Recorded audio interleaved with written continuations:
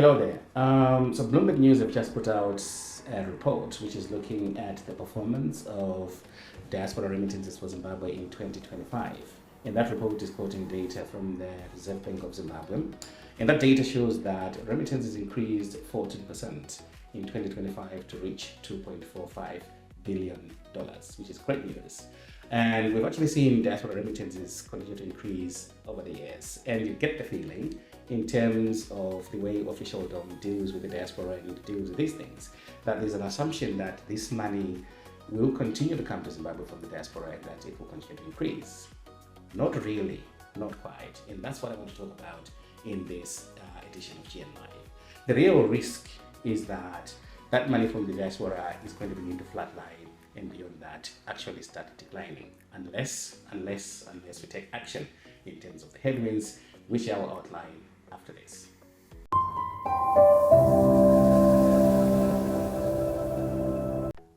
Welcome back. I am Gilbert Zimbabwe and this is GN Live.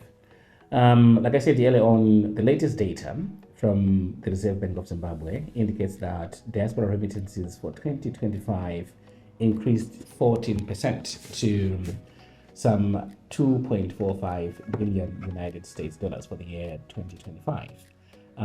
This is according to a report done by Bloomberg News quoting data from the Reserve Bank of Zimbabwe. And in terms of the breakdown, at the top we've got the UK contributing 709.2 million US dollars. Congratulations UK, we are best. And then a close number two, we've got South Africa at 702 million US dollars, followed by the United States of America, and then you've got, I think, Australia, Botswana, and Canada. And to put these numbers into context, the total foreign currency receipts for Zimbabwe in 2025 amounted to some 16.2 billion United States dollars. I think about 59% of that came from exports, and then just over 14% was loan receipts, and then in third place with 13.5% of the total was the diaspora. So that's the significance of diaspora remittances to the Zimbabwean economy. However, the reason we are having this discussion is because I get the sense that there's an assumption that these diaspora remittances are going to continue coming and that they will continue to increase as they have been doing over the last few years. The reality, however, is quite the opposite. The real risk right now is that diaspora remittances are going to begin to flatline, and after that actually start declining and decreasing unless we begin to take action right now against some of the headwinds, which I will explain. To begin with, the people who are sending, well, first of all, the reason we're having this discussion is because we are aware that the Ministry of Foreign Affairs and International Trade in Zimbabwe, which is responsible for the diaspora, are going to have their 4th annual diaspora conference in Gweru, I think in April. And we want them to begin to engage with these things because they're important. We have some questions around why this conference is happening in Gweru, but we'll get to that. So talking about the headwinds, some of the factors which are going to affect diaspora remittances going forward. To begin with, these remittances are coming from first generation migrants, okay? We're talking about the last wave of migration, really big one from 1995. These are people who live in Zimbabwe not just to go and work for a few years and come back, but actually going with their families and settling in those countries. This first generation, most of them are getting to a stage where they will retire, pass on, and effectively therefore get out of the source market for remittances. What it means is that they're going to begin to be sending less and less money, quite simply because they no longer have the economic capacity to do so. Okay, so that whole first generation of migrants will get to a point where they are incapable of sending money back to Zimbabwe simply because they've retired and no longer working, or some of them have passed on. Okay, what preparations are we making in advance of that situation, which is obviously going to arise? So that's the first headwind. The first generation migrants will get out of the source pool for remittances. And what is our thinking around that eventuality, which is coming? That's number one. And then the second factor is something that we are all aware of. There's always been an anti-migrant sentiment in the host countries. In South Africa, it manifests, of course, through xenophobia and the operation to doulas.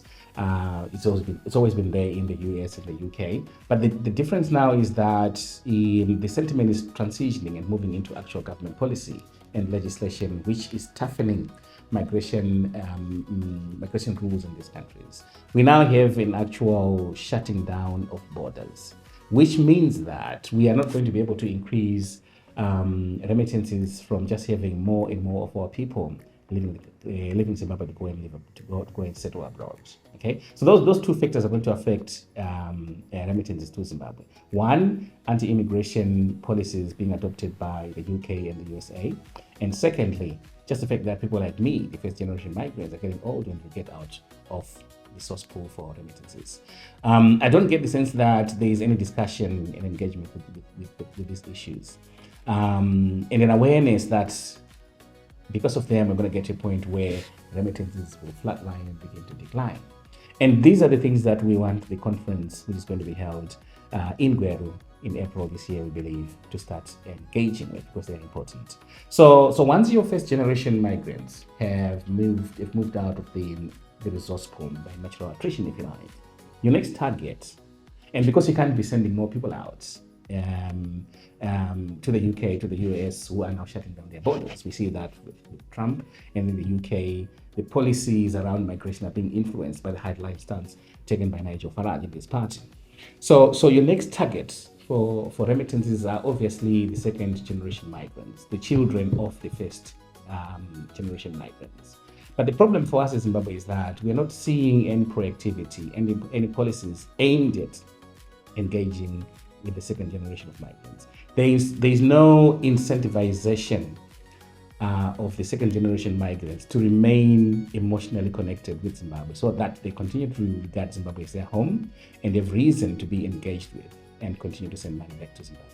But the good thing is there are some people who are beginning to think about this stuff. I think sometime in December, a lawyer who's part of a board with one of the ministries which deals with the youths got in touch and said, look, we are thinking about engaging with Zimbabwean youth in the diaspora.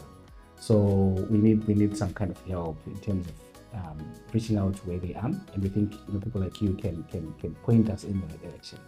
And that was encouraging for me. And I said to them, okay, what is the objective of this engagement? And they said, look, we want to highlight to them economic opportunities that are available for them in Zimbabwe. So that is a very important, significant first step. And I hope that continues. But we need these conversations to be what we are talking about at the conference, which is going to be held in Gweru. And talking about the venue for this conference, I don't understand why it must happen in Zimbabwe.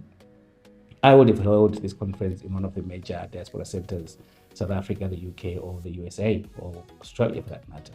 Alternatively, what we could do is have smaller conferences in the source markets, your UK, your Australia, your USA, your Canada, and a New Zealand, if you like, and then this culminate into a bigger conference that can then be hosted in Zimbabwe.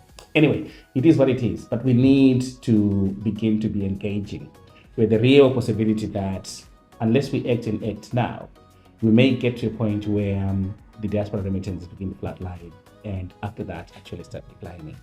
And that's a conversation I hope we can start having at the conference we are going to have in April.